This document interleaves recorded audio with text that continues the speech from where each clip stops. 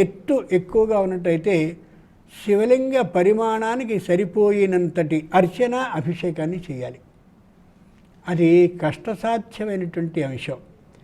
అందుకని ఈ ఉండేటటువంటి తర్జని చూపుడు వేలికి పైన 1, 2 ఈ 2 కణుపులు ఎత్తు ఎంత ఉంటుందో అంత ఎత్తులో మాత్రమే కనిపించేలా ఈ ఉండేటటువంటి కింది కణుపు ఏదైతే ఉందో అది ఆ ప్రాణపట్టానికి ఉండేటటువంటి ఆ గర్తం గోతిలో దిగబడేలాగా ఉన్నట్లయితే అది చాలా సుఖంగా ఉంటుంది, ఆనందంగా ఉంటుంది, చేసుకునేందుకు వీలుగా కూడా ఉంటుంది. సహజంగా మనకి మామూలుగా ఏ కాశీయో మరో చోట వెళ్ళినప్పుడు అంత పరిమాణంలో ఉన్నటువంటివే దొరుకుతూ ఉంటాయి.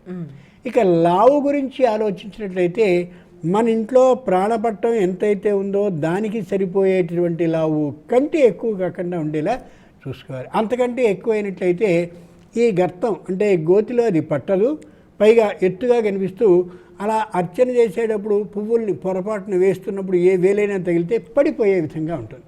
అంచేత దాన్ని బట్టి ఆలోచించుకుని చేసుకోవాలి. ఇంతకంటే పరిమాణం కనిపించేది అంతకంటే ఉండకుండా ఉండడం సరైనటువంటి విధానం. మరో ఉత్తరం చూద్దాం గురుగారు. ఏలూరు నుంచి విజయలక్ష్మి గారు రాస్తున్నారు. ఇంట్లో పూజించడానికి ఏ లోహంతో చేసిన శివలింగం శ్రేష్టమైనది తెలియచేయగలరు అని అడుగుతున్నారు. లోహంతో శివలింగం ఉండదు. శివలింగం అనేది నర్మదా నదిలో దొరికేది ఉంటుంది, అది చాలా అరుదుగా దొరుకుతుంది. తేజోలింగం అని ఉంటుంది, అది ఇలా పెట్టి మనం సూర్యునికేసి చూస్తే దాంట్లో వెలుగు కనిపిస్తూ ఉంటుంది, తేజోలింగం అంటారు. దాన్నే అరుణలింగం అని కూడా అంటారు. అది రాతితోటే ఉంటుంది తప్ప లోహంతో ఉండదు. ఇంకొక శివలింగం స్ఫటికలింగం అని ఉంటుంది. స్ఫటికం అంటే ఇటు నుంచి మనం చూస్తూ ఉంటే అటు వస్తువు కనిపిస్తూ ఉంటుంది. నిజమైన స్ఫటికలింగం ఏమిటంటే ఇటు నుంచి మనం వేలు పెడితే ఈ వేలు యొక్క చివరి భాగం మనకి ఇటు కనిపించాల్సి వస్తే ఈ వేలు అటు నుంచి పెట్టినట్టుగా కనిపిస్తుంది. అది నిజమైన స్ఫటికలింగం. చాలా పారదర్శకంగా ఉంటుంది, అది స్ఫటికలింగం.